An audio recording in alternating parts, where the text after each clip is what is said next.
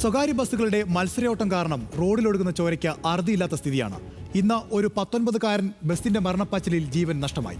കണ്ണൂരിലാണ് ദാരുണമായ സംഭവം. കോഴിക്കോട് നിന്നും തൃശ്ശൂരിൽ നിന്നും അടക്കം സംസ്ഥാനത്തിന്റെ വിവിധ ഭാഗങ്ങളിൽ നിന്ന് വ്യാപകമായി പരാതി ഉയർന്നിട്ടും പോലീസും മോട്ടോർ വാഹന വകുപ്പും തുടരുന്ന നിസ്സംഗത ആശങ്കപ്പെടുത്തുന്നതാണ്.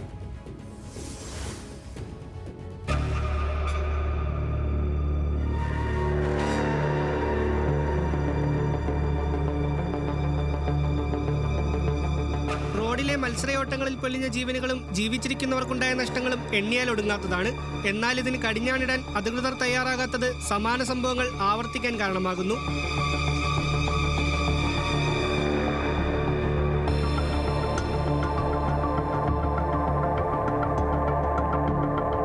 കണ്ണൂർ താണയിൽ സ്വകാര്യ ബസിന്റെ മരണപ്പാച്ചിലിൽ 19-കാരന് ജീവൻ നഷ്ടമായി. കണ്ണൂർ കൂത്തുപറമ്പ് റൂട്ടിലോടുന്ന അശ്വതി ബസ്സാണ് ദേവനന്ദിന്റെ ജീവനെടുത്തത്.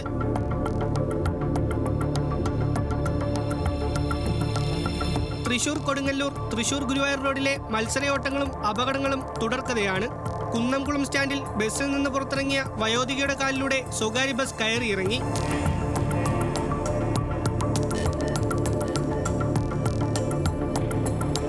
കുന്നംകുളത്ത് വച്ച് തന്നെ സ്വകാര്യ ബസ്സിൽ നിന്ന് വിദ്യാർത്ഥി റോഡിലേക്ക് തെറിച്ച് വീണ് അപകടമുണ്ടായത് ദിവസങ്ങൾക്ക് മുൻപാണ്. തൃശൂർ നഗരത്തിലും അയ്യന്തോളിലുമായി സ്വകാര്യ ബസ്സുകളുടെ വേഗതയിൽ നിന്നൊഴിഞ്ഞ് കുഴികളിൽ വീഴാതിരിക്കാൻ ശ്രമിച്ച 2 യുവാക്കളാണ് ബസ്സുകൾക്കിടയിൽപ്പെട്ട് മരിച്ചത്.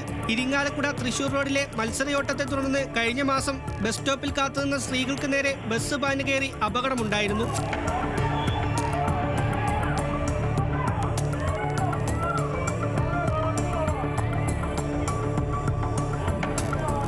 കോഴിക്കോട് പേരാമ്പ്രയിൽ സ്വകാര്യ ബസ്സിടിച്ച് മരുതോങ്കര സ്വദേശിയായ വിദ്യാർത്ഥി മരിച്ചത് കഴിഞ്ഞ ദിവസമാണ്.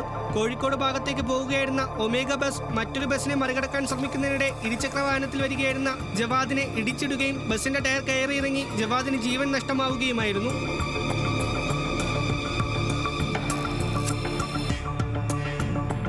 കഴിഞ്ഞ മാസം 20-ന് പേരാമ്പ്ര ബസ് സ്റ്റാൻഡിൽ സ്വകാര്യ ബസ്സിടിച്ച് കാൽനട യാത്രക്കാരനും ജീവൻ നഷ്ടമായി. സാധാരണ വേഗത്തിൽ വാഹനം ഓടിക്കാൻ തന്നെ ബുദ്ധിമുട്ട് അനുഭവിക്കുന്ന റോഡുകളിലും സ്വകാര്യ ബസ്സുകൾ നടത്തുന്ന മത്സരയോട്ടം മനുഷ്യത്വരഹിതമാണ്.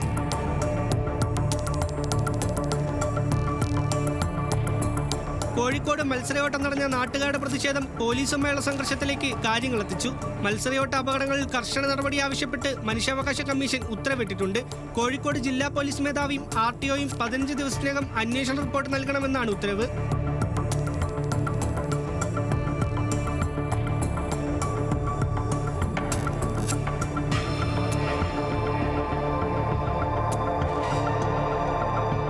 ഒഴിവാക്കാനാവുന്ന ദുരന്തങ്ങളാണ് വീണ്ടും വീണ്ടും ആവർത്തിക്കുന്നത്. ജനങ്ങൾ പ്രതിഷേധവുമായി രംഗത്തിറങ്ങുമ്പോൾ താൽക്കാലിക നടപടികൾ സ്വീകരിക്കും. എന്നാൽ റോഡിലെ നിയമങ്ങൾ കർശനമായി നടപ്പിലാക്കാൻ ഉത്തരവാദിത്തപ്പെട്ടവരുടെ അലംഭാവം ഗുരുതരമായ കുറ്റകൃത്യമായി തുടരുകയാണ്.